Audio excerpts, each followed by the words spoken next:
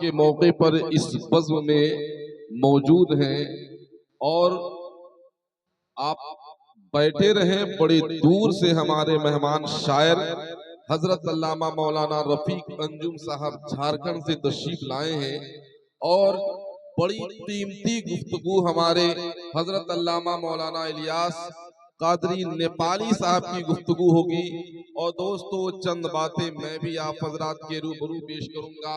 आपको मालूम है कि मैं अकेला ही चला था जानिबे मंजिल मगर, मैं अकेला ही चला था जानिबे मंजिल मगर, लोग आते गए कारवां बढ़ता गया, लोग आते गए कारवां बनता गया, बढ़ता गया। हमें मालूम है इस खेतापुर की सरजमीन पर सबसे पहले जुलूस निकालने का शर्फ अल्लाह ने अगर किसी को बख्शा है तो वो मुझे बख्शा है। मैंने जुलूस मोहम्मदी का आगाज किया।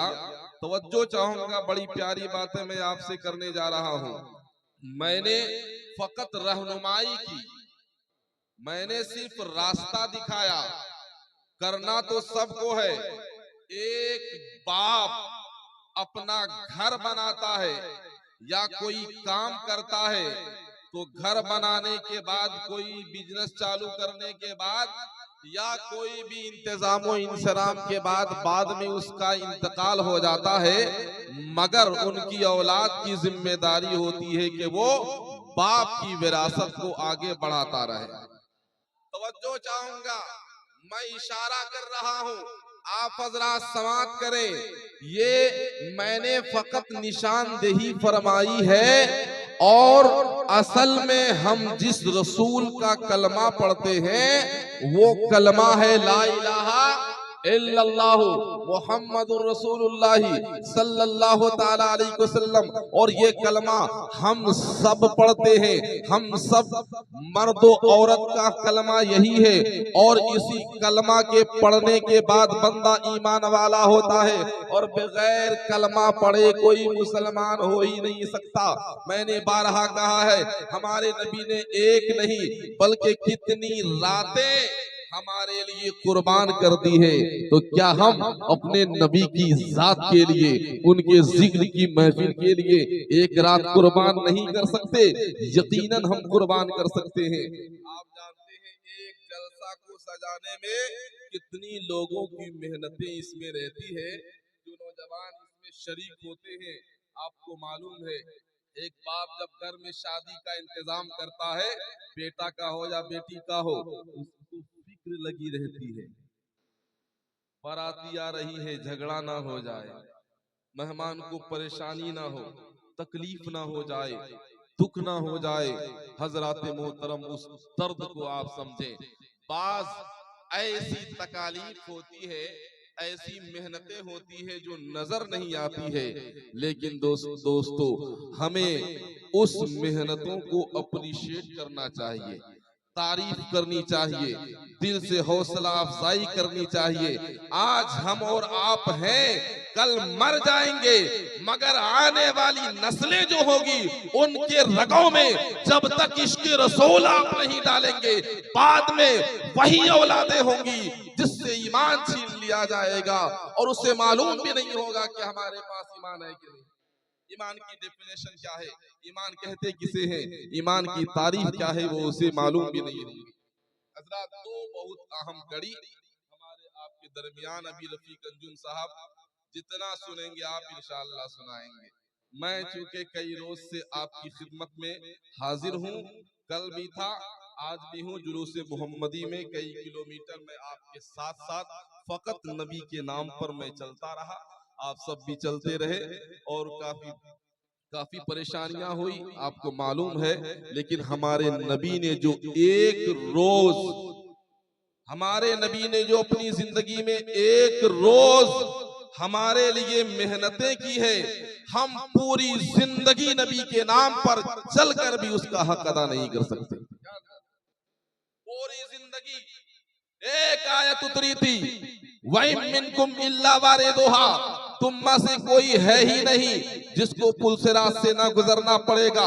रसूल पाक अलैहिस्सलातु व तस्लीम ने जब इस आयत करीमा को सुना, मौला करीम क्या मेरी हर उम्मत को पुलसिरात पर गुजरना पड़ेगा। कहा हाँ, पुलसिरात आप जानते हैं बाल से ज्यादा बारीक, तलवार से ज्यादा तेज, हमें भी गुजरना है, आपको भी गुजरना है, हजरत को भी गुजरना है। अलगर्ज हर मर्द औरत को उस रास्ते से गुजरना पड़ेगा। अगर आपके आमाल अच्छे हैं आप खुशी से गुजर जाएंगे, आमाल बुरे हैं तो उसी से कटकर आप आग में धकते हुए शोलों में गिर जाएंगे। ये फिक्र हमारे नबी को हुई। मौला करीम हमारी उम्मत तो गुनहगार है, हमारी उम्मत तो खताकार है, हमारी उम्मत तो सियाहकार है, इससे कैसे गुजरेगी। इस गम में तारीख के और आग को उठाकर देखें, किताबों का मुताला करें। इस आयत के बाद हमारे नबी अपने घर बार को छोड़कर जंगल में चले गए, पहाड़ी में चले गए और एक पहाड़ी के टीले पर अपनी पेशानी मुबारक को रखकर रब की बारगाह में अरीजा पेश करते हैं। मौला करीम मैं अपने सर को सजदे से उस वक्त तक नहीं उठाऊंगा जब तक तू मेरी तमाम उम्मतों की मगफिरत फरमाकर उसके लिए पुलसिरात का रास्ता आसान न फरमा दे। हजरत मोहतरम मैं ज्यादा तफसील में न जाकर, आपने कई रोज तक अपनी पेशानी को पत्थर पर रखा। आप सोचे हमारे नबी का मकाम क्या है, हमारे नबी की अजमतें क्या है। उसके बाद आप तो गुनहगार थे, आप तो आसानी से पार हो जाएंगे, मगर हमारे नबी को फिक्र थी तो हम गुनहगार उम्मतियों की फिक्र थी, हम गुनहगार उम्मतियों की फिक्र थी। आप गौर करें, बहुत सारे सहाबाए कराम आए, अबू बकर सिद्दीक, उमर फारूक, उस्मान गनी और भी बड़े बड़े जलीलुल कद्र सहाबाए कराम आए। या रसूल अल्लाह आप सजदे से सर को उठा ले, अल्लाह ताला जरूर आपकी दुआओं को कबूल फरमाएगा, आपकी उम्मत पर पुलसिरात को आसान फरमाएगा। लेकिन हमारे नबी ने सर को सजदे से नहीं उठाया। आखिरकार किसी ने मशवरा दिया कि जाओ नबी की सबसे प्यारी और चहीती बेटी फातिमातुज ज़हरा को बुला लाओ। सुभान अल्लाह, फातिमातुज ज़हरा को बुलाया गया। फातिमातुज ज़हरा रज़ियल्लाहु ताला अन्हा रसूल पाक की बेटी, जिसकी पारसाई को पूरी दुनिया जानती है। खातून जन्नत जब अपने घर से चलती है, अपने जिस्म पर जो चादर ओढ़ती है उस पे कई कई पैबंद लगे हुए थे, लेकिन आपके जिस्म का एक सर्रा भी नजर नहीं आ रहा था, हत्ता के बाल का एक कतरा भी, एक सर्रा भी नजर नहीं आ रहा था। आज हमारी माओ बहनों को रसूल पाक की बेटी खातून जन्नत से सबक हासिल करनी चाहिए। आज हमारी बेटियां अपने बालों को खोलकर बाजार जा रही है, स्कूल जा रही है, मार्केट जा रही है। मेरी माओ बहनों, अगर आपने बाल को खोलकर गैर महरम के सामने आपने चला, आप जानती हैं आपको बाल के बल पर जहन्नम के ऊपर लटकाया जाएगा। उलमाए कराम मौजूद हैं, आप पूछें उलमाए कराम से, आपने जो गुनाह किए हैं उस गुनाह के सबब अगर किसी कोई औरत बदकलाम है और वो सबको गालियां देती फिरती है, उसको जबान के बल पर जहन्नम पर लटकाया जाएगा। ऐसी औरतें जो नेल पॉलिश का इस्तेमाल करती है और गैर शरई काम करती है, हजरात गरामी ऐसी औरतों को उसी जिस जिस्म के अज़्म से उन्होंने गुनाह किया है उसी के बल पे उसे जहन्नम के ऊपर लटकाया जाएगा। मेरे मिल्लत के नौजवानों, आज हमारी माओ बहनों को खातून जन्नत फातिमातुज ज़हरा रज़ियल्लाहु ताला अन्हा की ज़ाते मुबारका से सबक हासिल करने की जरूरत है। खातून जन्नत जाती हैं। हजरात गिरामी, एक प्यारी बात बताऊं आपको, फातिमातुज ज़हरा की कम उम्र से लेकर इंतकाल होने तक किसी गैर महरम ने आपके सर के बाल को नहीं देखा, किसी भी गैर महरम ने आपके सर के बाल को नहीं देखा। दोस्तों, ये कमाल की बात है। खातून जन्नत जाती हैं, अब्बा हुजूर आप सर को सजदे से उठा ले, अल्लाह ताला आपकी उम्मत की जरूर मग़फ़िरत फरमाएगा। हज़रात गिरामी, आखिरकार आप नहीं उठाते हैं। हमारे नबी को फिक्र देखिए, फातिमा से मोहब्बत है मगर उससे ज्यादा मोहब्बत अपनी उम्मत से, गुनहगार उम्मत से। सुभान अल्लाह, उससे ज्यादा मोहब्बत अपनी गुनहगार उम्मत से है। इसलिए हमारे नबी सर को नहीं उठाते हैं।